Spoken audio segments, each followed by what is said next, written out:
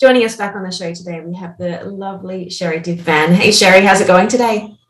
Hi, you too. Thanks so much for having me back. I'm doing really well. That's good to hear. We always love having you on, Sherri.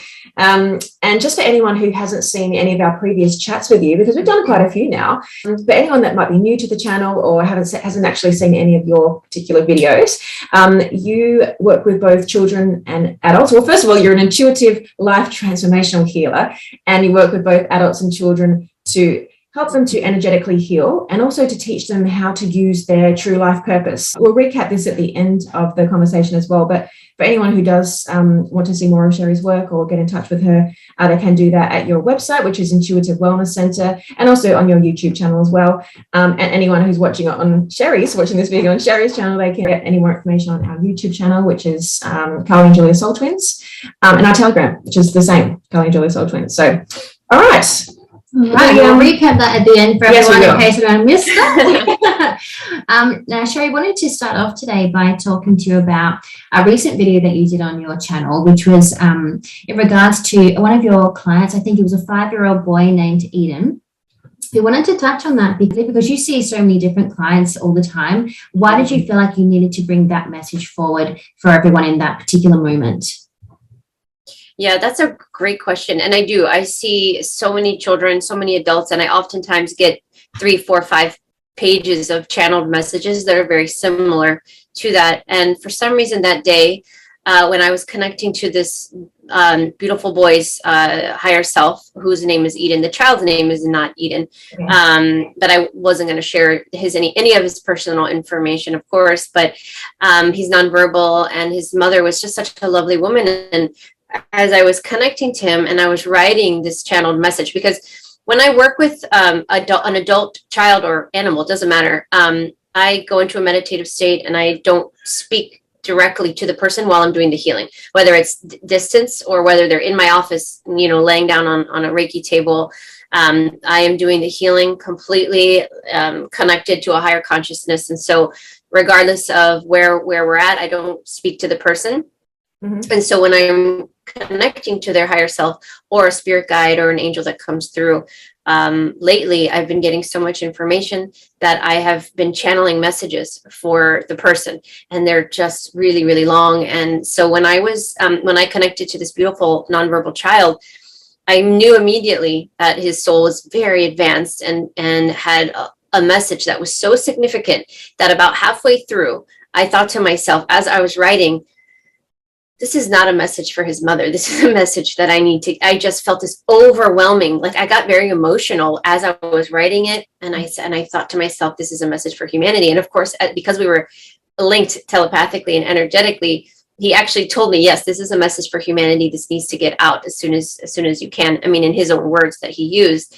So when I was finished with it, when you're channeling a message, for those of you who aren't familiar, there's 2 ways to channel. One, you invite a soul into your a being or another soul into your physical body, and they kind of take over and they speak through you. And you've all seen channels that do that on live shows and things like that. I've never done that, and I don't plan to do that. So what I do instead is I channel a message that they link with me telepathically and energetically. And so the thoughts come through as if they're my own, and then I write it down. So when I'm writing and you're in a stream of consciousness like that, a lot of times you have no idea what you just wrote. So when I'm reading messages to people, this happens all the time. I'm reading it for the first time. I have no idea what I've written. I have an idea of it because my conscious mind is paying attention to some degree, right? But then you're like, wow. So there's a lot of times where I'm tearing up as I'm reading messages to people. And I'm like, you get emotional because you're like, wow, this is really profound. And so with Eden's message, when I was reading it to his mother, I said, this is a big message. And her and I both got emotional while I was reading it. And I said, is it okay with you if I share this? Because this needs to be shared with as many people. And honestly, I thought, I'll put it on my YouTube channel. Maybe my subscribers will check it out. It's, whoever needs to see it.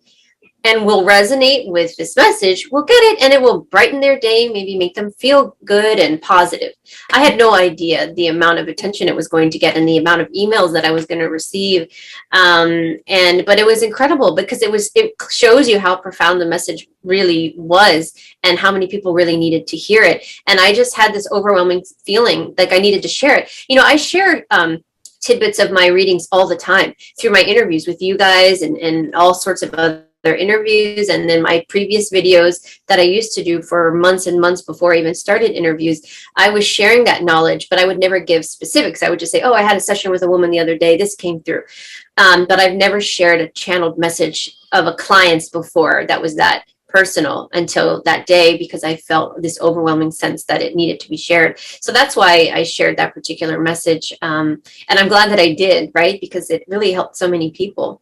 It really did. And it helped us as well, Sherri. I remember on that particular day, we were having quite a difficult day. Lots of things were sort of happening, a lot of energy.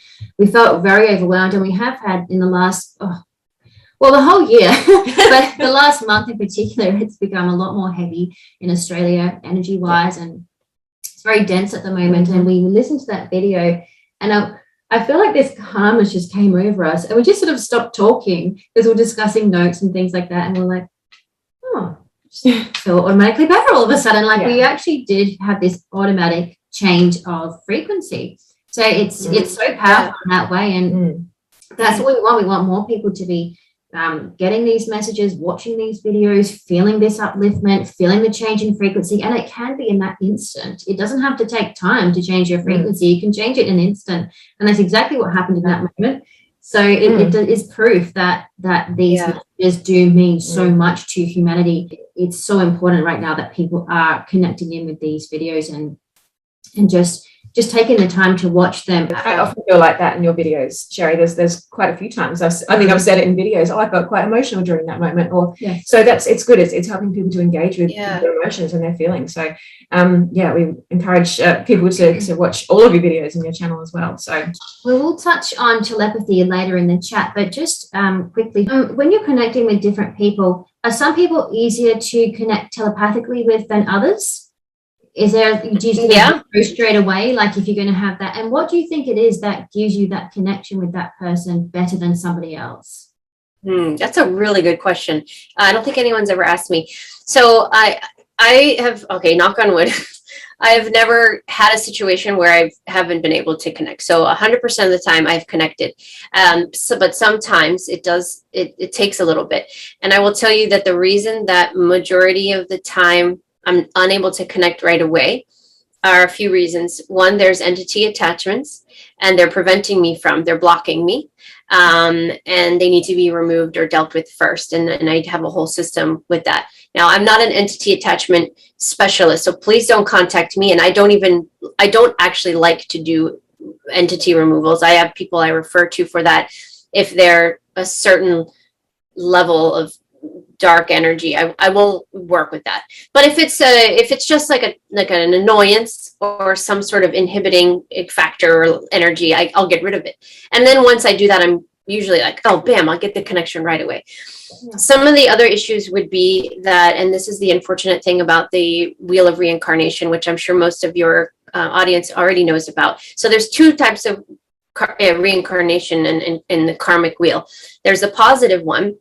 And I would say, right now it's about half and half, because I do work with so many children that are not, they've only had one life, so they have no karma and no contracts, and not in other lives, So there's not that much, but so that's why it's about 50%. But when I work with adults, a little more than that, maybe 60-70% have been in that wheel of reincarnation. So they've had a lot of lives of suffering and trauma, and it's generally in the arena of disease, poverty, slavery, or sexual abuse are generally the main themes. And when they've had a lot of those lives, 40, 50, 60, hundreds of those, they end up having several things. One, they have the wheel of reincarnation code that I've talked about, that is right there in the life force energy between the soul and the physical body. So like right up here, it's like a little code that I could see. And that is for the purpose of the dark ones to know who's been in it. And it's a signature, it's a frequency, so that anybody that's in the dark realm can pinpoint out of thousands of people who has been in that, who is under control, right? Then there are other codes within the auric field that get more intense. Sometimes people have I had a woman recently that was the worst I've ever seen, where she literally had a web. It was like a spider web. It was a dark web around her. She had so many, I don't even know what words we're allowed to use, but the SRA kind of like history and manipulation and curses and like all sorts of stuff. It was so severe that I literally, it took me 10 minutes to penetrate through this wall. And I had to ask for help, meaning I had to call in archangels. Well, specifically, I work with Archangel Michael the most, but it was intense. And when I say 10 minutes, it takes me generally 30, 40, 50 seconds to connect with somebody, and somebody that's challenging me, maybe 2 minutes. Not them challenge me, but I'm challenged by some sort of obstacle. So 10 minutes, I was about to give up and be like, I can't work with this woman. I can't get through. So, and so these are external blockages. Is this making sense? Yeah. So it's not because the person, because I put it, and everybody watching this can do this. And it doesn't matter what kind of work you're in, whether you interview people like you guys do, or if I do healings on people, or if you're a teacher, you can put calling out into the universe that you are only attracting those that are ready and willing to receive healing. And I put that call out because I was very reluctant to work with people. Remember in our first interview, I'm an animal nurse. And so I worked with animals for more than half my life. I refused to work with people. And my beautiful children opened up that heart of mine. And then I had this willingness, but I was very specific. I said, okay, God, you want me to work with people? Please only send me people that are ready. I'm not in the position, I've never been in my life, to convince anybody. I'm not a competitive person. I don't really want to like argue about it. So you have to be ready. I'm not going to convince anybody or beg you. And I will tell you again, knock on wood, in all the years that I've been working, I can count on one hand how many people I have worked with that were not ready or not willing. And it was generally because a mother, a spouse, or somebody dragged them in again, not kind of against their will, but you know what I mean. And I was like, I'm not going to work with this person because they weren't ready. But that's on such that's rare, you know. So most people that come to me are really ready and willing participants. So they're not blocking me. It's generally the energy that's around them.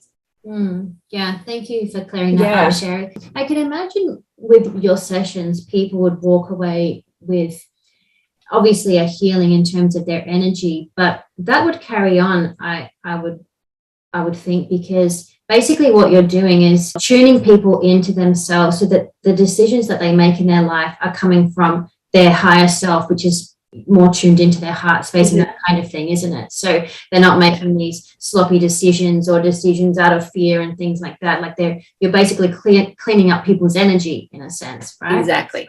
Yeah, exactly. That's exactly right.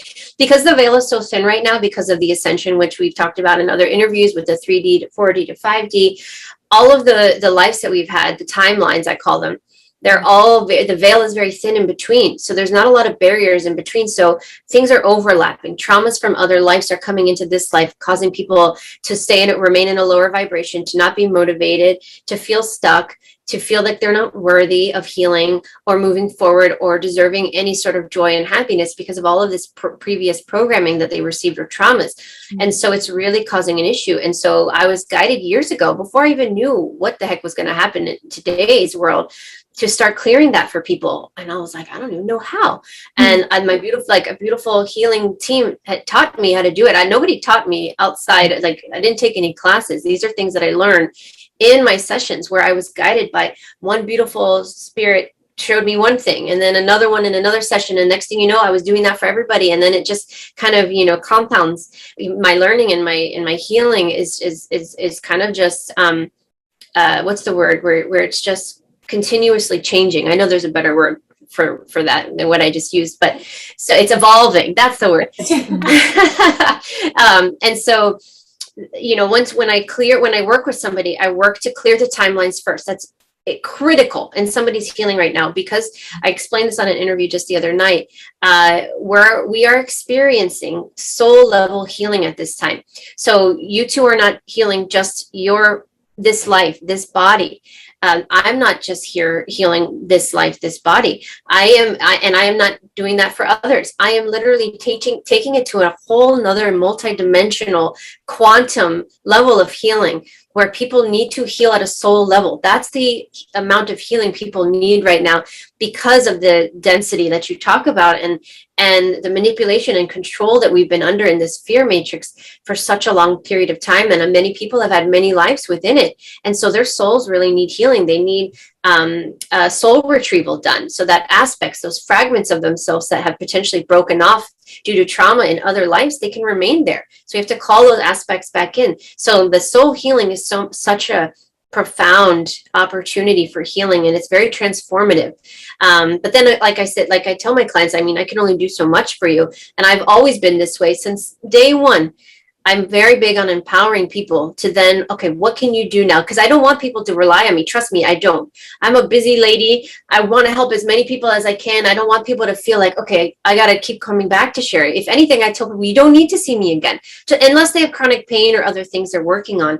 I'm like, do these things, work on yourself, center yourself, balance yourself. And people need to do that in different ways. It's not the same for everybody. Not everybody needs to meditate. Not everybody needs to raise their vibration. Not because depending on our frequency, we need different things. And I can explain that further if you want, but it's not one size fits all for everybody. And that's why people really need to use discernment and tap into what they need, because it could be different. The two of you could need something different than somebody else. And we don't know that unless we are in a higher level of consciousness and we can figure that out. And the way we do that is to clear, like you said, clear the energy, clear the karma, clear that negative energy, that negative vibration that's holding you back, keeping you in that low frequency. Because as you raise in frequency, as your frequency rises up, you have more clarity, more focus. So you see things differently, and you're able to tap into your intuition. I just wanted to ask Sherri, just out of interest, when these clients come in to see you, do you have to be in that full meditative state that you described to be able to see what entities they may have attached to them?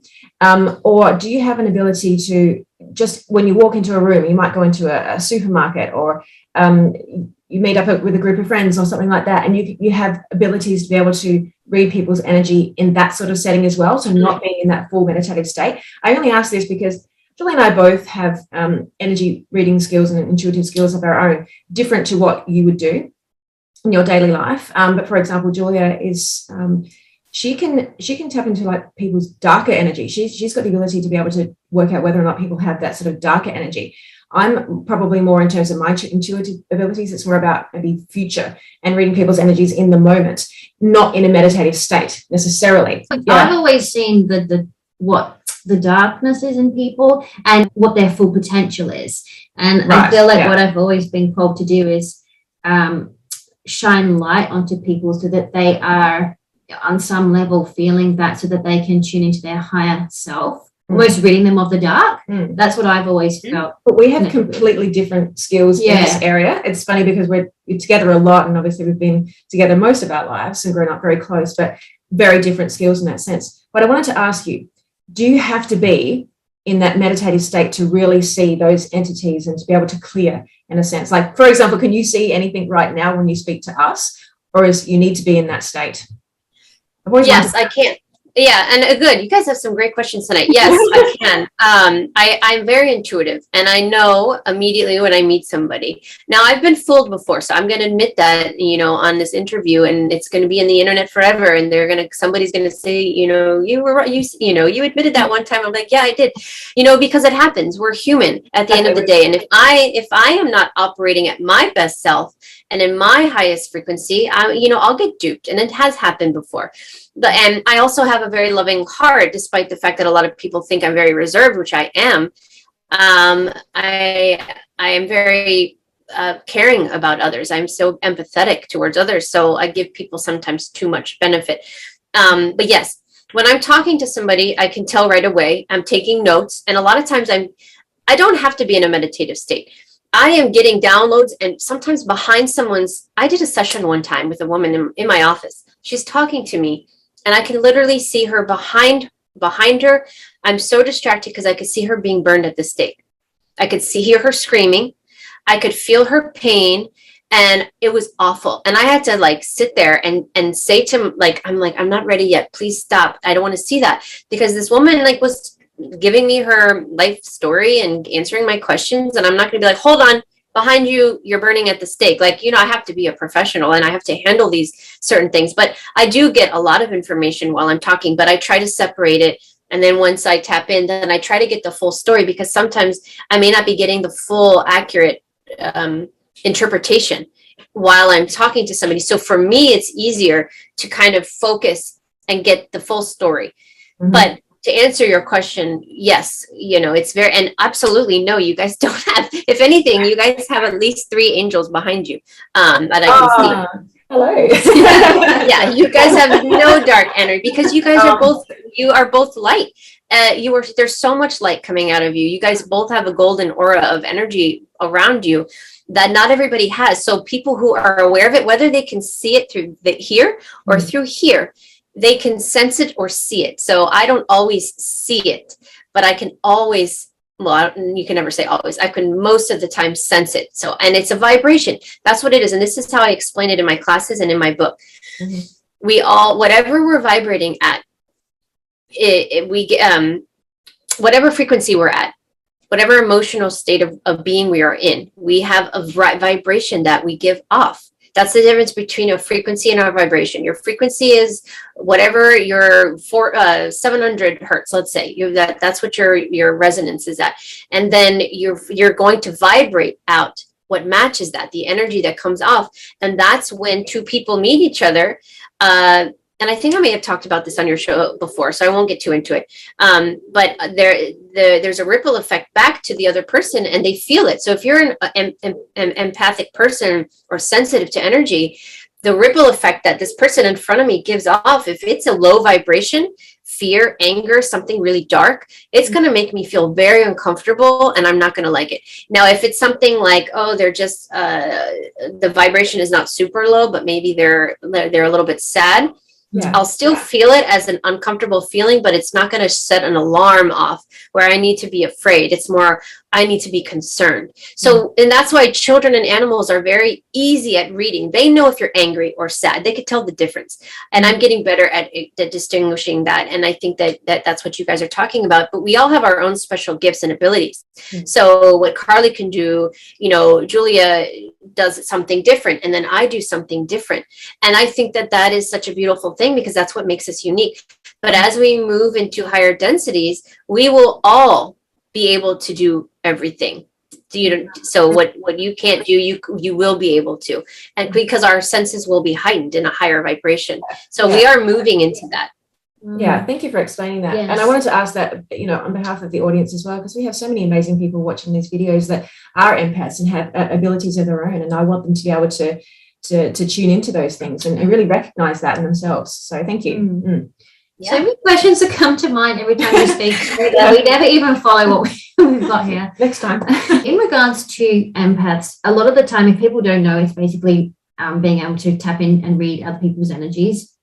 And a lot of the time, we do struggle with setting boundaries, not having our frame, and being lost in other people's frames, not knowing if it's your feelings or somebody else's feelings, if maybe you don't understand your empathic abilities.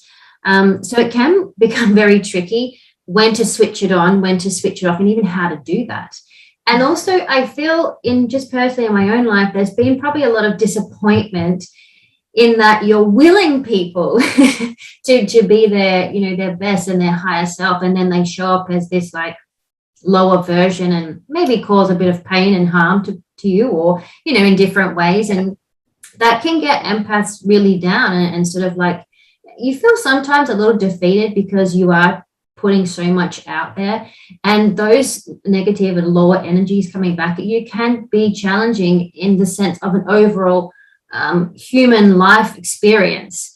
So Sherri, I wanted to ask you, for the empaths out there and the light workers, can we revise some protective techniques for energy, and how do you think empaths can best use this skill and not be dragged into other people's stuff and not allow it to affect them in the long term, I suppose? Does that all make sense? Yeah, absolutely. And the biggest lesson that I've learned, because I am such an empath and I am super sensitive, like I'm in that category. I've always been, where I'm hurt very easily. My feelings get hurt. I get like, if I get really upset, my first instinct is to start crying, and I suppressed it for a long time, because when I was a teenager, like I said, I was bullied a lot, especially by girls who were so mean to me. And that love and compassion in me started to die, and I started to get angry, and I just, and I just wanted to just fight somebody, like I just got this anger, like this rage took over me, and then I just stopped trusting people. But yeah, right. I mean, and I think this is the story for a lot of people. And so again, that's why when I had I focus my energy on the animals, because they don't lie, and they are right, and they are just beings, and they have endless unconditional love. And so I was like, you know what, I'm going to hang out with the animals, and I'm going to heal them, and I'm going to, and so I was completely closed off to people. And then when I had my first child, all of that came flooding back, all that sensitivity, all that love and everything just opened me back up. And I had to really figure out how to navigate that in this world, because this world is dense, it is dark, it is manipulative, because that's the programming that we are in, because that's how they thrive, the powers that were anyways, that's how they thrive. So it's really hard to be an empath, because you see things differently. And I just want to be clear, like the biggest mistake that a lot of us have, especially empaths, or not even empaths, even people from ego, it kind of goes either way. The biggest mistake we make is that we judge people on something that we would have done differently. And we have to stop doing that, because everybody is in their own journey. Everybody has signed up for their own lessons. And maybe that person signed up to have a really challenging life, and they don't want you to wake them up right now. So, and I have beautiful children that I'm working with, like the most selfless, loving, compassionate kids that just don't understand why the other children don't think the way that they do. And I have to tell them that these beautiful children are on their own journey, and we have to, we're not here to change them. We are here to spread our light. And whether it's something that you say that plants a seed, or your energy that goes into their energetic field and somehow seeps in and shifts them in some small way or a very significant way, or just being around you, is all that we can do. We cannot take on the burden of healing everybody or changing everybody's mind, because that's when empaths get drained. And that is when there's a negative energetic exchange. And that is the most challenging thing, because empaths give, want to help. I want to help everybody. I love everybody. And then they're just getting beat up left and right and taken advantage of, right? And so you have to figure out ways to create those boundaries. And what am I willing to do, and how much am I willing to accept? And that's the biggest challenge that I had. Imagine everybody on the planet, metaphorically, swimming against the current, and this is a terrible analogy because I'm an awful swimmer, but let's just go with it. And let's just say that the ones in the front, the light workers, the ones that are just persevering through the darkness and the manipulation and the dark energy and the fear matrix and the lies and the programming, we're really swimming through it. We're going against the current. It's great for us because we could see through the illusion, right? We can get past it, but we can't judge all those people back there drowning. And so there's a part of us that's like, do we keep going, or do we go back and try to rescue people? And if you go back and rescue too many people, you're going to drown too. And then what is your purpose? How are you going to help the rest of the people? So we have to figure out ways that we can help people energetically or passively. I hope this is making sense, because this is the biggest challenge of us taking on too much and caring too much. And I have gotten to the point now where I hold the space. That's the biggest thing. I did a whole series of videos on this, like this time last year. It was called Holding this. I don't know what I called it, but in the videos, that's what I talk about. Yeah. Holding the space for others. You cannot change their mind. You don't lower yourself to their vibration to try to bring them onto your side. What you do is you hold the space by keeping your vibration high, spreading your light as far as it could go, and perhaps saying little things here and there that might seep in. And then you have to release and let go and say, I hope that their soul is ready in their healing journey to come towards the light, or to shift their thinking, or whatever it is, or perhaps they become better swimmers, whatever that may be. It's their journey. We have to have compassion and understanding that they are in a different space than us. They're here for different lessons, different journeys. They have different people in their lives. And it's very tricky, and it's a very difficult situation to navigate through. So the best thing that we can do is to work on ourselves continuously, shine the light as bright as possible, as far as possible, and really just hope that we can raise their vibration with our light. And people are having to do that on a very large scale at the moment with this whole thing going on out there. Yes. Having, different perspectives to other people that might be very close to you. And also with the work that we do as well. I'm not sure if you've experienced this or not, but we're dealing with some corrupted platforms here. We're the work we're doing on these platforms is very difficult to work with that, and we don't talk about that a lot in our videos because we don't want to harp on it. It's not necessary to keep going on about it, but it does bother us because we think the messages aren't getting out as much as they should be. And but we have to apply those tools that you were just talking about. We have to apply that to that as well. I know we're not dealing with people in that sense. A lot of time we're dealing with bots and technology, which is another thing to deal with altogether. But we can still apply the same tools that you just mentioned. So it's a challenge though, isn't it? I'm sure you understand what we're talking about. It's a challenge on a lot of levels right now. It is. There's so many bots out there, and they're blocking likes and sharing videos, and leaving negative comments. It's again, in the environment, it's out of our control. So all we can do is focus inward and shine our light brighter, because that is the only way to get through this, is to not give up and to shine our light brighter. Because when we get frustrated, and we're human, so it's okay to get frustrated. I get frustrated in the moment, but it's a matter of how long you remain frustrated is what captivates you. So if you're able to process that frustration and say, oh no, I'm going to shine my light brighter, then we win. They don't win, and we just keep pushing through. It's all about how we take care of ourselves. I mentioned earlier, about not everybody needs to raise in frequency. Their frequency is really high, and a lot of that has to do with light workers. So a lot of the light workers here that are from other places, other star systems, your vibration is super high. One of the most challenging things I'm seeing with children right now is actually when I work with them, I tell their parents, their frequency is extremely high. They don't need to be raised in frequency at all. What they need right now is to be grounded.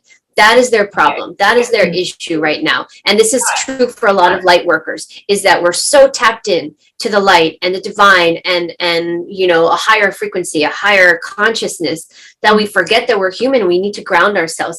And that's one of the biggest messages that I can give to empaths, is to stop and make sure you're grounding yourself and connecting to the earth, going outside barefoot in the grass, trees, breathing in fresh air, connecting to the earth, because the earth has so much powerful energy that is healing to the physical body. That is what heals the physical body. That's why the earth grows the most beautiful plants and herbs and all sorts of things that are healing for us. We don't need any of those pharmaceuticals. They were all created, as we know. We won't get into that. Everybody knows. Everything we need is already here. And so we get lost in this modern society of work, pay bills, go out and drink with your friends, go party, come home, veg out on the couch. Where do they talk about going out for a walk in nature? Where do they talk about healing through gardening? Like, that doesn't exist right now. It's starting to come up, and this is why these are the things I want to teach in my youth centers when children are 3-4 years old, because then they grow up doing it and knowing it. But that is the biggest challenge. So not everybody needs to raise in frequency. A lot of people need to just ground themselves, center themselves, balance themselves, because then they'll be able to think more clearly. So it's not all about raising in frequency, and not everybody does that through meditation. Meditation is not one size fits all, because a lot of people get hung up on it. I can't tell you how many people email me or in my classes or sessions, they say, I just can't focus. Meditation is not about focusing. It's about disconnecting. It's more of a right brain exercise. So if you find yourself being challenged with letting things go and not thinking about your grocery list and all the things you need to do in this 10-minute meditation, and you're not relaxing, and if anything you're getting more stressed, then stop. There are other ways to meditate. Meditation can be in different forms. My meditation is running. So I run and I meditate while I run, and through that breath and that heart rate elevating and the sweating is a huge release. If you can't run, you can walk. You can't walk, you can swim. If you can't do exercise, you can garden. Go and hold crystals. There are a lot of different ways to meditate that doesn't involve sitting in the lotus position and being like Buddha-like. That's what they do in the New Age movement to make people think that that's how they do it. But there are a lot of ways to connect and ground yourself. So meditation is such an ambiguous term that I think is scary for some people. And I talk about that in the book as well. There are a lot of different ways to meditate that look different for everybody. Again, it's not one size fits all with spirituality. It's really dependent on the individual and how connected they are. And are they earth people? Are they more, star people? And what the balance is. And you don't know that until you go within and find out for yourself. Yeah. Oh, I'm so glad you said that, actually. Yeah. I've been saying this to Julia for a long time, and she probably finds it a little bit easier to do more of a traditional form of meditation, just being in a quiet space. Sometimes, but it can be challenging. Whereas I've never really found myself connecting to that form of meditation. Sometimes maybe, before I go to sleep at night, it might be a little bit easier. But, certainly during the day, unlike you, Sherri, I've been saying to Julia, look, I find running to be my meditation as well. And it's just that I don't know what it is, but it does actually, obviously it helps with the serotonin levels and it gets the energy going. And that's what I personally, that's when I feel the best. I always feel better. So even if I've had the worst day or I'm upset or whatever it might be, or I might be really tired, I always come back feeling better. And I know you would be the same because you do it obviously as much as I do. But I'm so glad you said that, because I'm sure people out there are finding that they've got their own ways that they feel the best in, that makes them feel the most rejuvenated. Yeah, it's all about relaxing and connecting to your higher self and releasing a lower vibrational energy that doesn't serve you. So who is anybody to tell you what that is right for you? Only you know. So whatever anybody's watching, if they have 10, 15 minutes of an activity of some sort that they enjoy every day that brings them peace and balance and is a release in some way. Any of the examples I gave, or taking a salt bath. I mean, there's a plethora.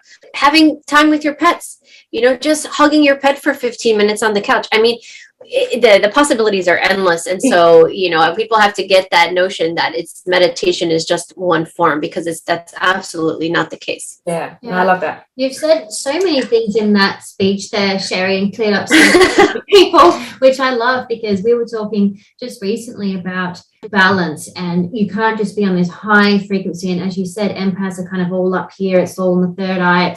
It's up here. It's not grounded. And in this online experience, we thought we had it all together with the whole, we know how to protect our energy, but seemingly with this online experience, we've had punches from this way and this way. It's like, whoa, and what's happened with that is that we've actually had to ground ourselves more, and that's helped us get through this more than tuning in this sense. So it's that balance that we've found that we didn't probably have as much before. We were probably a little bit more heady and a lot more, tuning into other people's energy, probably too much, and that was going too far.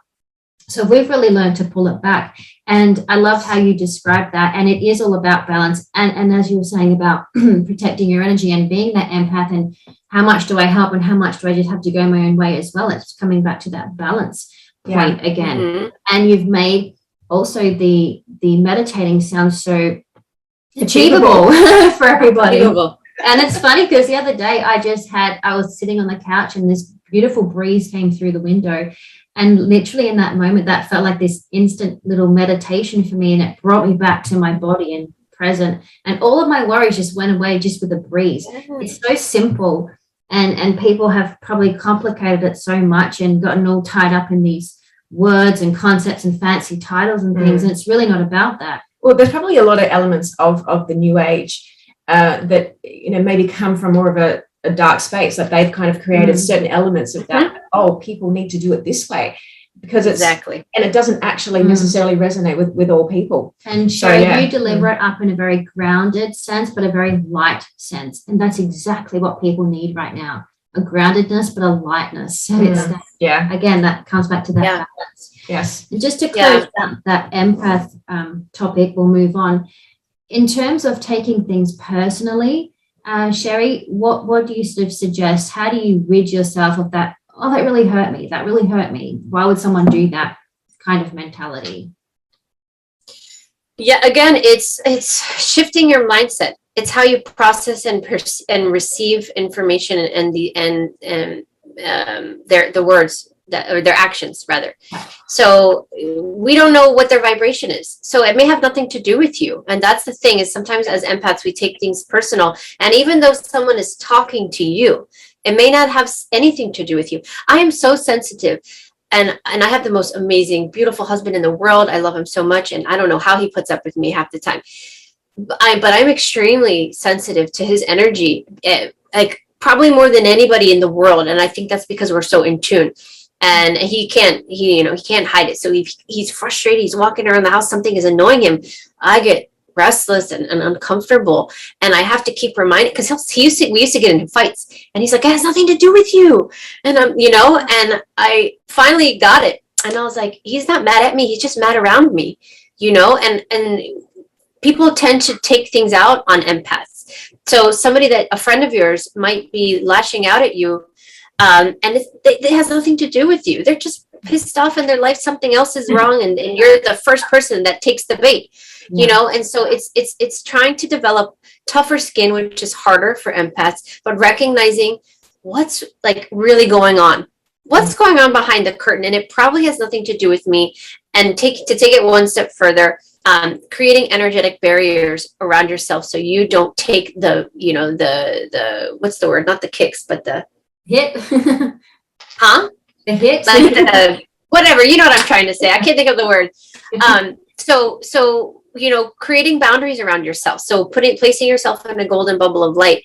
It was my favorite one, but recently I've been saying a lot more of this because it's coming through in my sessions as a recommendation, is expanding our own life force energy, which is the most powerful thing we have. Each one of us, it's ours. It's nobody can take it from, well, they could try. They've tried to take it from us. They've dimmed it down, but they can't take it from us because it's our life force energy. So we need, in this time more than ever, to focus on expanding it.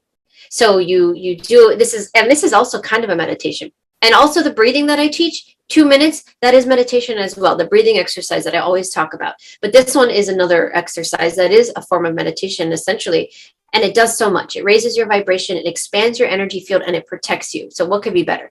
So you visualize your life force energy in the ball of your stomach or inside the middle of your body, right there in the abdomen, and focus on it and feel it. That's your life force energy. And it may feel different to everybody. It doesn't matter. There's no right or wrong, but visualize it as a white light though. And you visualize that light expanding out and it get bigger, like a basketball, and then huge ball. And then now it's outside of your body. And now and to the point where it just keeps getting bigger. And next thing you know, your whole body is in this ball, but it's your light. You're not asking the universe to surround you in a ball of light. This is your life force energy. So what it does, and it just keep it going as far as you want. When I work with children, especially those that see entities, I tell them to make it as bright and as far as you can even see. Make it go on for an infinite amount of space, because that will keep those dark ones away from you. It'll keep you protected, and it works, trust me. Yeah. For these kids, they'll tell me, they're like, it works, Sherri. And I'm like, I told you. And so we can do the same as empaths. And especially right now like you said, especially in Australia, it's very dense and it's very heavy right now. So the best thing that you can do for yourself, especially when you go out of the confines of your safe space that you two have created for yourself, your beautiful home that is filled with light, because I could see it, you can control that. But when you go out that door, you can't control it. And so you can protect yourself by both of you. Before you walk out the door, you can help each other do it. You're like, did you expand your light? And you make it so big, so bright that it raises your vibration, and it protects you and shields you so that you do not absorb other energy. You are just walking through it. And you also are protected by all the energy that's in the atmosphere that's just dark and dense as well. And it also raises your vibration so that for those that need it, because you are just expanding your light so bright that you are tapping into your higher consciousness. By doing that exercise frequently, you can connect with your guides more easily, your soul family, angels, because you are raising your frequency up to a point where you can connect more easily. So, I mean, the powers are infinite, and I highly recommend everybody do this exercise every single day. Children can do it. Like I said, I've taught many, and it will help empaths really feel like they're not absorbing other people, because that's the problem, not the problem, because we're not a problem. That is the downside of empaths. If we don't train ourselves, is we absorb, like, let me just help you. And when you want to help somebody so much, you end up absorbing their sadness or their worry. You just want to, let me just help you. And then you take it on. And now suddenly Julia has sadness, and you're like, why am I so sad? Because you've taken on that person's sadness. Now, is that going to help you or her? It absolutely doesn't help the situation. So you have to figure out how to spread your light into their field so that you raise them out of that vibration.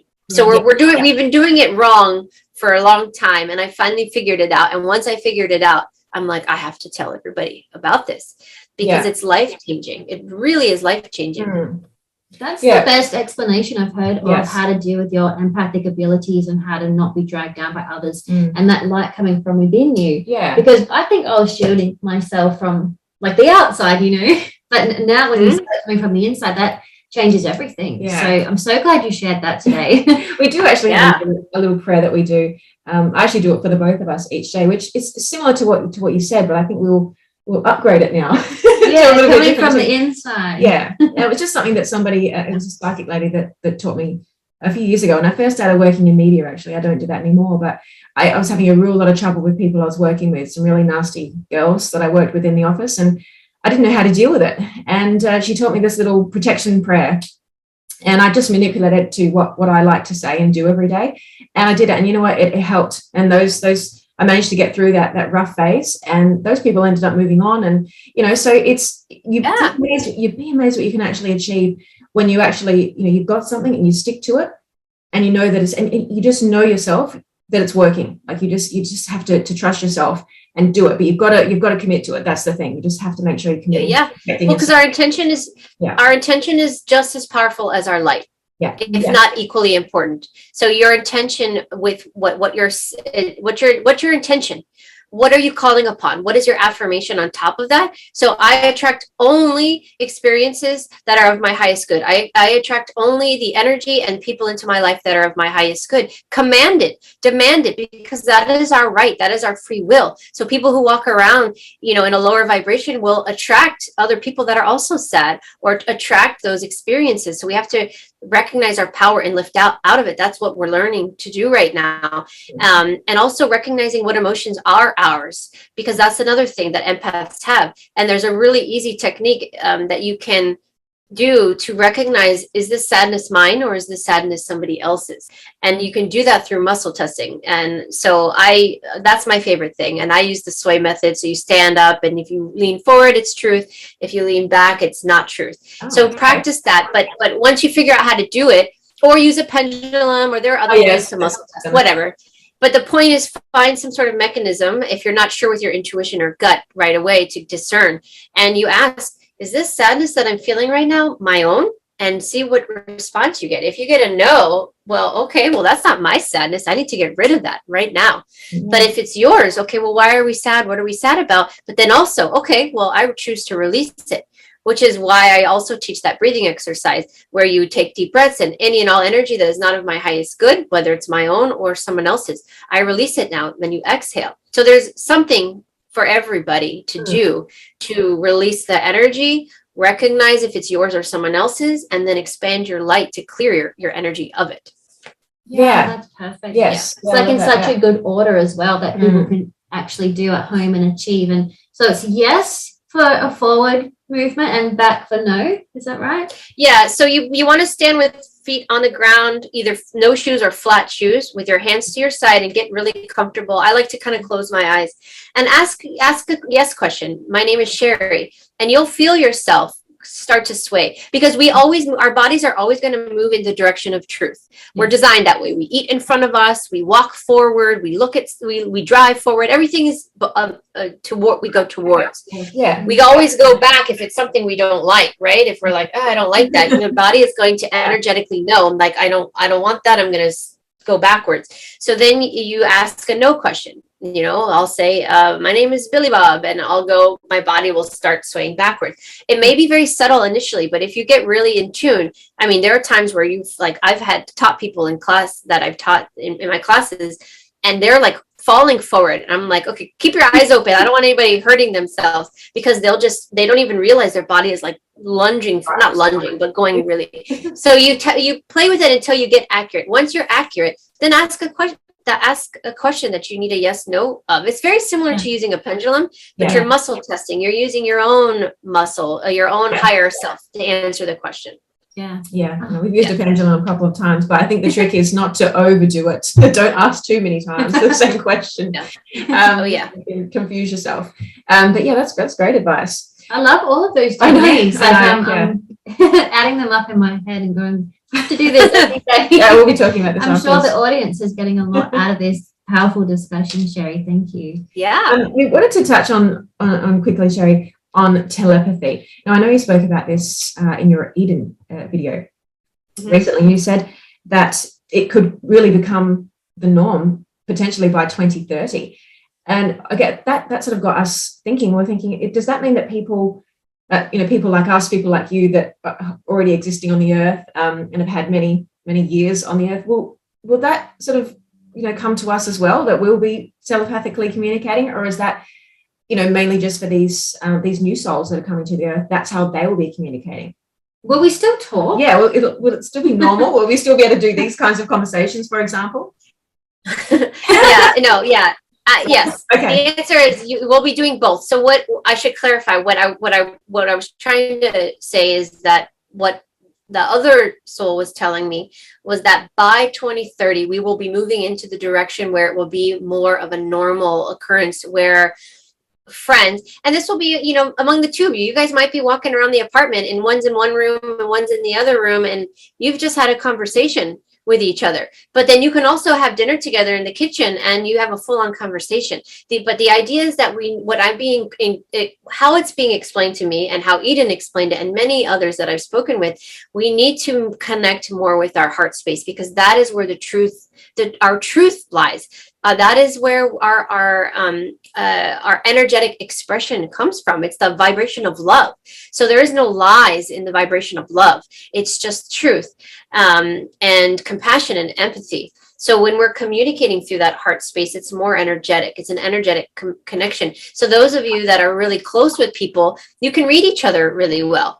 You pick up the phone to call your best friend, and then they suddenly call you first. Oh, I was just, because you guys were connecting energetically. You finish each other's sentences, or you just know each other so well. We're going to be doing more of that. And the more the children that are coming in they're going to be taught it. Like, I can see myself teaching it in schools with the children, and not because we're not going to become mute, but it's a way to be more comprehensive and complete in our communication and our connection. Because we've been in this program of the matrix that we've been in, we have been going through ego. We are connecting through words that are limited, and it's through the ego and the conscious mind. And so there is miscommunication. There are not enough words to truly express. There is, what's the word, where it's lost in translation.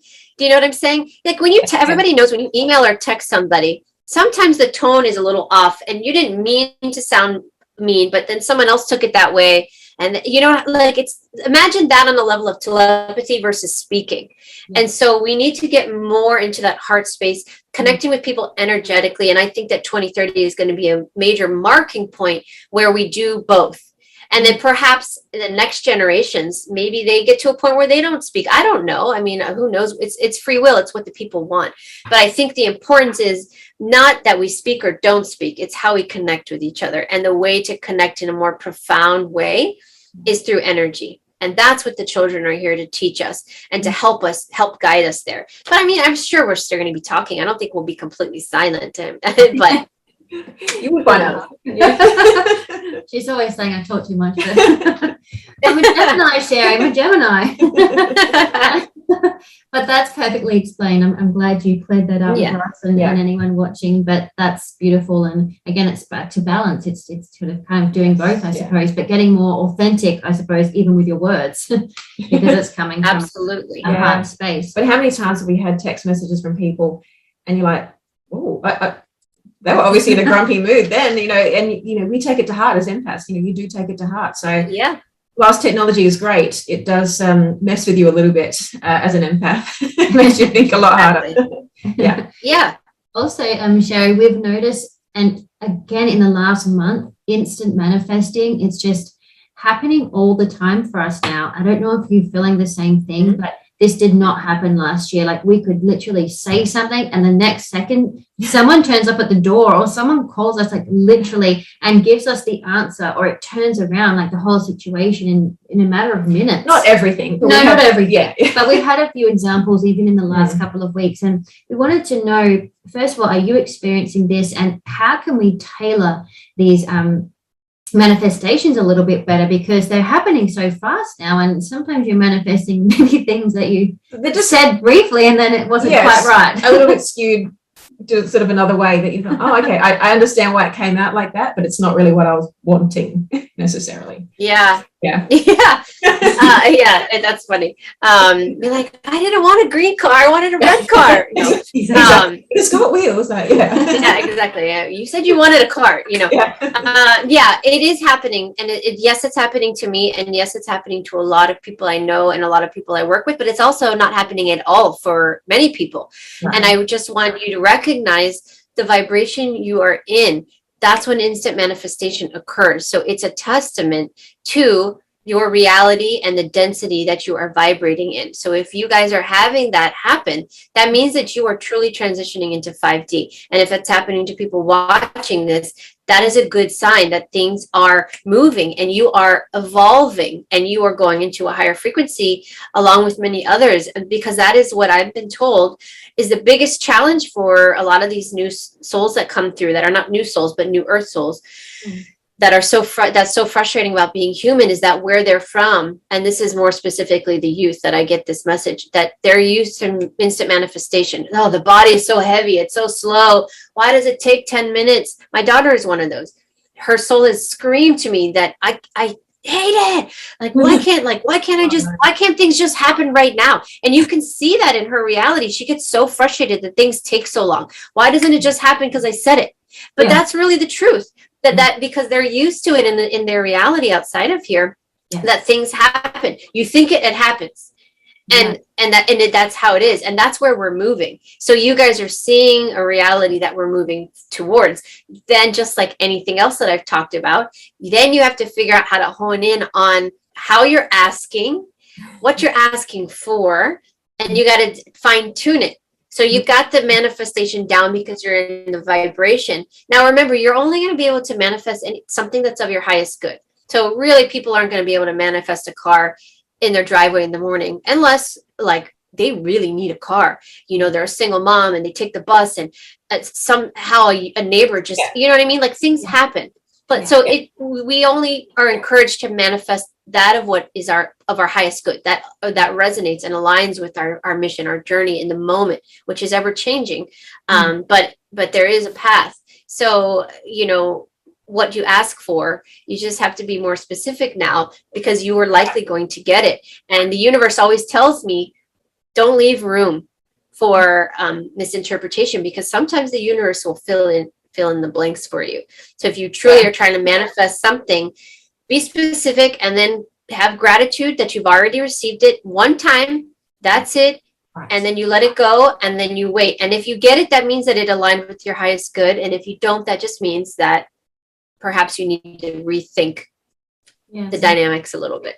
Yeah. So there isn't a really good explanation or answer for that, other than letting you know that it's a good sign. And then just kind of working with it. Yeah. Okay. Yeah. I love the explanation. Yeah. I think that really helps because yes, we will have to tailor our manifestations. It's a very good sign. I'm sure people out there that are watching this are experiencing this, and if they're not, there's still time to get on. Like there's plenty of time to come into this space and transition into that 5D space. So yeah, some encouraging words there. Just quickly, Sherri, I was like your daughter when I was young. I was like, I said things and I was so impatient. I got really angry. Like, well, of course we can have this now. I mean, of course we can be there right now. I mean, what are you thinking? And everyone would look at me like, you're crazy. Yeah. But no. Yeah, everything is right now. Right now. Yeah. Why not? Of course it can. Why not? Yeah. You know, my daughter's favorite question is, you know, can we go get something? Can we go to she loves to go to Michael's to get crafts. And I know immediately, depending on how I answer the question, her follow-up is, can we go right now? Always. If the answer is yes, it could be 8:00 at night. Can we go right now? Right now, Mom. Why can't we go right now? And I'm like, oh my gosh. So sometimes I'm like, let me think about it. Only because I know if I say yes, then she'll say right now. So I'm like, well, let me think about it. I'll tell you in the morning. And it buys me some time. But a lot of the children are that way. They just want right now. Why do we have to wait? But I'm sure there's a lot of adults that are like that as well. Like Julie, you still have elements of that for sure. But I think it's a good thing. It's a good thing that we have these souls around us, and it helps us that may be a little bit different to that to grow as well, and to actually realize the potential of things that we can do and we can achieve in our life. So yeah. All right, well look, time always goes so quickly when we chat to you, Sherri. We never get to hardly any of the questions we have on the page, but that's a good thing though, I think.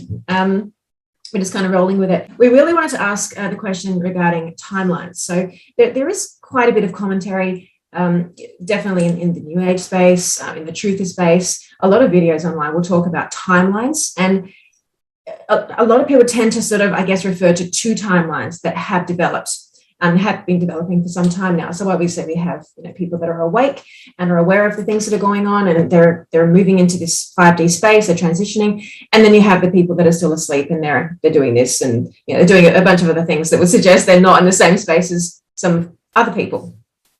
Would you say that that's true, that there is two timelines that exist now? Or would you say that there's multiple timelines that are within all of that? And then I want to ask another question, and that is, there was some other commentary that we saw recently that suggested that there was only one timeline that exists on the planet, and there isn't multiple timelines at all. So how do you see it? What's your opinion? Obviously, there are different people out there that think different things and get messages channeled to them from different, beings. But what is your thoughts from the sessions that you have? Do you see that there are multiple timelines out there right now or not? Yeah, this is an interesting question, because years ago, or maybe last summer, I was shown that there were two lines, and it was very clear, two timelines. There was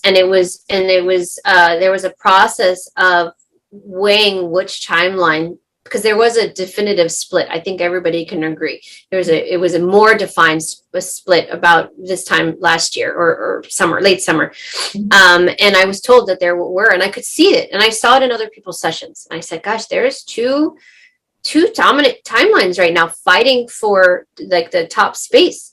And that's why I was told in my sessions, like the more people that receive healing and raise in consciousness, the more we'll have this timeline, the positive one, the ascension timeline, because there's only the ascension timeline and I don't know what words I can use, but you guys know the other one, the opposite of that. Yeah. That's why it was so important that the collective consciousness woke up so that we can illuminate the other timeline. So I believe, I can't remember exactly when it was, but I would say sometime this past summer, so almost a year later, there was a merging of the timelines where now I believe that we are only on one. So maybe people might disagree now whether we had two back then or it's always been one, but I could see why some people are saying that there is only one.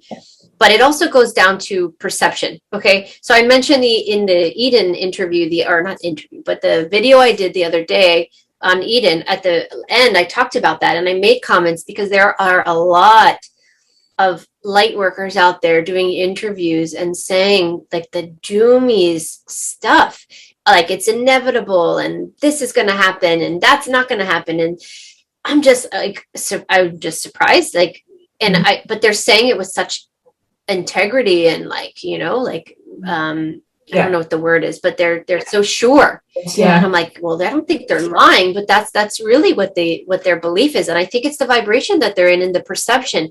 And so perhaps they're in a lower vibration and they truly believe that this is where we're headed. So I guess timeline may not be the right word to use, and more the because we're co-creating our own reality. So if Carly and Julia and Sherri and X amount of people watching this are focusing on the light and saying, I choose sovereignty, choose freedom. This is where we're heading. There is no returning. There is no other option, that we will sustain that energy. Whether we call it a timeline or what word we use, we're sustaining this energy, this reality. Yeah. And then those that don't believe it or are asleep or I can't speak, or are focusing on that and then broadcasting it among certain channels to keep people in fear, then they're going to focus on that reality and project energy into that. And so that perhaps can cause a split, but that's more of a split in consciousness. Right. Does this make sense? So I feel like the word timeline might be confusing at this point, and perhaps I shouldn't have used it. It's more of which reality are you co-creating? Which one are you on board with? And I feel like this point it's a choice. For those that are awake anyways, I feel like it's a choice. At this point, which one are you? That's why I said, hey, I encourage all of you watching this to come on this timeline with me, because there is no other option. We're moving forward. And if not, then you're on that other reality. Whatever that means, I don't actually know what happens to those people. Maybe they get pulled up into ours, or maybe they get awakened as things transition, and a lot of people are predicting that because of this and other things that they may not make it. I don't think in terms of doom and gloom, and I'm not a person of hopium. I don't try to spread lies because I'm living in a fantasy world, but I just don't focus on those things. Does it make it right or wrong? I don't know, but I'm not going to sit there and keep talking about it so people are thinking about it. Yeah. I say, you know what? Stop being distracted by the magician over here, making you look at his tricks. That's what they want. They want you to focus on death and dying and all of this destruction. I'm like, hey guys, look over here. Look at the light. Look at the other options that you're not even thinking about. Yeah. So whether people call it hopium or not, I don't know. But that's kind of my 2 cents on the timelines. I feel like we are in one reality. I believe we've already won. I believe with certainty. The reason for that is because how could I not? Because I actually have a firsthand seat in hundreds of people that I talk to a month, in any given month, that I do sessions with, that I'm talking to their guidance system, their higher self, and I'm literally peeking in the window of their immediate future or their reality. And if all of these things that I'm seeing have a generalized theme of ascension and great awakening and positivity and things I'm seeing in the future, what reality am I tapping into? Do you know what I'm saying? So that's kind of where my stance is. Yes, I agree with you. So many people, I think, Sherri, just use the word timeline, and a lot of people that we watch, we don't like to watch too many people, but there's a couple of other people that use it in a similar way to yourself, like a very positive thing. And and I think that's sort of where we sort of are getting that timeline word from. But yes, other people are saying different things. So we just wanted to clear that up. But I think the way you've explained it is we're co-creating our reality, our future. And it's really about where you want to place your intention and your vibration. Exactly. So yeah, that's exactly it's perfect what you said. So I hope people can be clear of that in their mind as well, if they were wondering. Yeah. Sherri, we wanted to finish on just a little bit about, I guess, the worldwide situation, and also specifically in Australia. People in the last week or two have had to step down, or they've been fired because of mandates in regards to this. And as we talked about, a very dense energy. And, a lot of people are probably going through their own dark night of the soul right now, as we are collectively, individuals are experiencing this, because all of a sudden what they knew for so many years is crumbling in front of them. But they're also probably the people, because they're making the decision not to do this. They're very awake and aware, but they don't know what to do. They don't know what the next step is. They don't know how to fight back or to help themselves and their family. So we wanted to maybe ask you the question of, in terms of taking action, I think people don't understand what that actually is, because as I said, being aware and not knowing what to do is a very frustrating position to be in. Like, that's probably one of the most frustrating. So it's taking action. How can people understand themselves, what is appropriate for them? Because a lot of people will be like, oh, well, I have to go to this rally because everyone else is, or I have to make 20,000 phone calls and beat down to the local door. council, or whatever. And or maybe I can't do any of those things because it really doesn't suit me. But how can people tune more into that specifically, and be very honoring their own self and not being swayed and maybe even taking the wrong action and getting themselves into more difficult situations? Yeah, and I think that is probably one of the most challenging things right now, because there's so many pulls and so many different directions, and people don't know what to do. I had a lot of people in my sessions say, I've been going to all these rallies and doing all these protests, and I just feel like, do I need to keep doing that? And she's asking me what to do. And I say, you're asking me, what is your soul telling you? And so I think the most important thing right now are the things that I've said to raise your consciousness and tap into your soul, so that you can perceive or get the guidance that because everybody is different. Not everybody is energetically charged to go out and fight right now, whether it's protesting, making calls, going out and doing interviews on a public platforms like this, or giving interviews on a public platform. It's exhausting. It's a lot of work, writing books, blogs. I mean, social media. Everybody has their ability to contribute in some way, but it doesn't have to be so grand for everybody. It's all about what your soul signed up for. And the only way you know what your soul truly signed up for is if you tap into it. You don't need somebody like me to tell you. You don't have to have a session and wait 4 months for me to tell you something that you can figure out now. And it has to do with grounding yourself, and raising your consciousness, doing the light exercise, doing the breathing to release energy that's not yours, connecting and doing many things to ground and connect, eating the right food, getting rid of toxic people in your life. And that's the hardest part about being an empath, is you feel bad. Oh, I can't stop talking to that person. Yeah, you can. And it's not, and I keep telling a lot of people, it's not goodbye forever. It could be goodbye for right now. It's just what you guys need. You need to separate yourself. I don't care if it's your mother or your friend, a coworker, or just an acquaintance, or somebody you're not even friends with. It's a friend of a friend, whatever. You need to separate for your highest good right now, but it may not be forever. Maybe you'll meet up again and down the road in a couple of months, when sometimes people do better healing separately than they do together. And that's a hard thing to admit, whether you're best friends, sisters, or spouses, or siblings, friends, whatever. And so it's about recognizing what your role is. And some people are just, their role simply is to be a bearer of light, to spread the light around. And that's all you do. You don't have to go out if you're feeling energetically just not weak, but tapped out, overwhelmed. The biggest part, another challenge that empaths have is feeling overwhelmed, because they go out and they're feeling everybody's energy. Imagine if you're the only telepathic person in the world and you go out and you can hear what everyone's thinking. Your head would explode. And there are movies about it that I've seen, that I can't think of one right now, but I know everyone knows at least one I'm talking about. It's very overwhelming. Empaths are very similar, but it's an energetic overwhelming sense, because you're like feeling everybody's energy. So some people can't do that. So they're doing their best at home right now, just holding the light, holding, like I said, holding the space. Mm-hmm. And also there's a whole other element that is hard to explain, but a lot of us are working in the astral plane. Mm-hmm. And this is true for a lot of my clients, where they're like, I feel like I have a meaningless job. I'm not really contributing. I don't know what to do. I'm feeling lost. Don't have any friends. And then I do a session and I tap into their soul or their guides, and I find out, oh my God, do you realize that you are a warrior spirit fighting in the etheric realm against demons? And then I had a session the other day where he's an earth angel, but on the spirit side, he is rescuing children. And I mean, there are so many things that people are doing in the astral form when they're sleeping that they have absolutely no awareness of it. Maybe they do in the dreams, or maybe your soul is very expansive and you're having more than one experience at one time.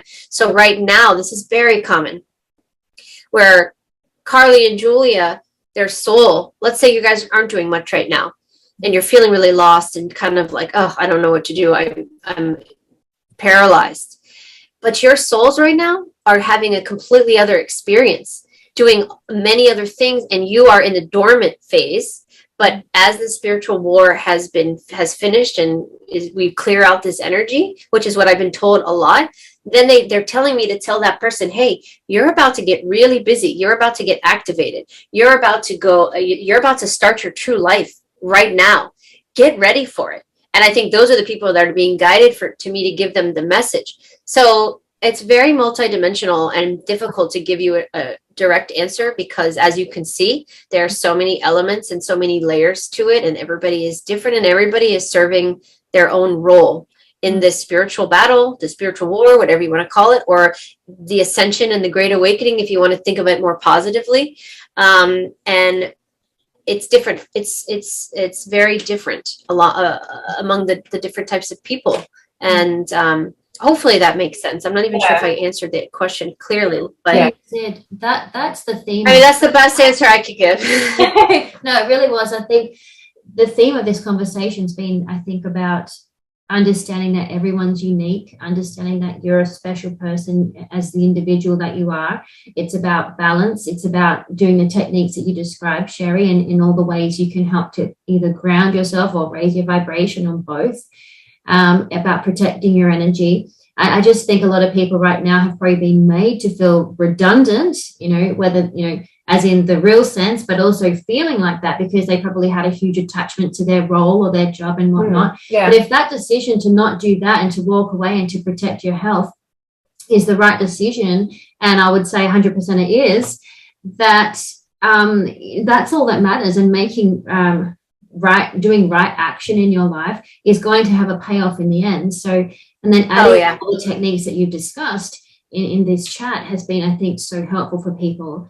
At least I think, in my opinion, a lot of people are going to get a lot out of this. So hopefully in the place that we're in right now, worldwide, people can really start to understand that with these types of techniques combined with just understanding that you're not a redundant person, that you do have purpose and you can find that, and it could come like that. Or you are doing this extra work that you don't even know you're doing on different in different realms and things like that that you don't even know about yet. It's all evolving as we speak, and it's also a matter of, I guess, being patient in this process as well, and patient with yourself. So Sherri, we'll finish up for today because we've kept you over time already. But how's the Divinely Guided Children series going? What are you up to now? Would be number 5? 6? Yeah, we released the 5th one came out maybe 3 weeks ago. Yes. This one is my favorite episode so far. We went into a lot of different techniques and just themes, and it's this beautiful episode. And we're working on the 6th right now, which I'm introducing animal characters. So the next one, we're going to talk about the chakras and animals. And we are introducing 2 new characters, my dog. I have a Doberman and a Sphinx, so there's a couple of new characters. Most of the characters are based off of my family members. So that's the fun thing about creating a series, is I could just name them whatever I want or bring in. But it's a great one. And then my friend and partner, we're working on a full-length film that we are going to be pitching soon.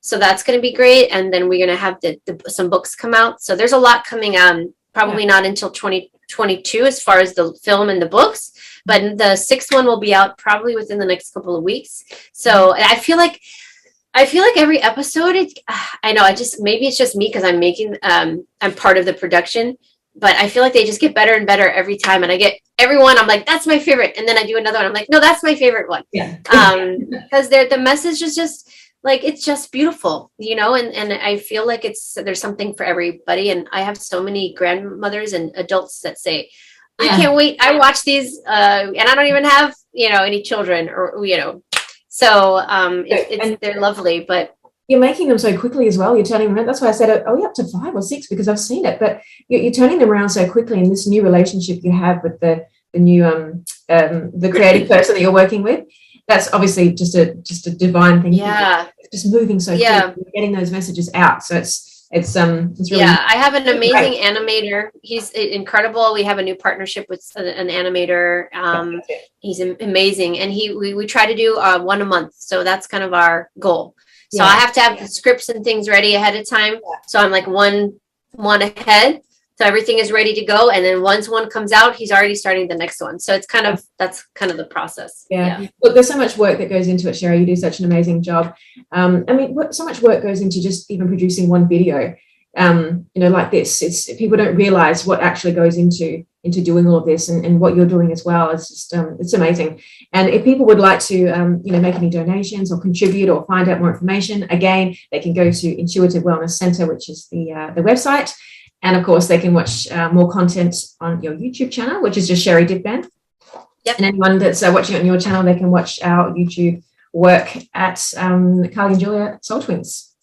Thanks so much for joining us today, Sherri. It's always an amazing chat with you, and we go off on so many different tangents, but I think that's awesome because you really you're a conversation creator, and I just love the way that you share information, and we both do. So thank you so much for your time, Sherri. Thank you. You're welcome. And I enjoyed speaking with you ladies so much. Like, you're one of my favorites. So I look forward to this. And for somehow, whenever we get together, you ask questions that no one's ever asked, and we have like the most amazing discussions. So we have great chemistry with each other, and I just love you guys so much.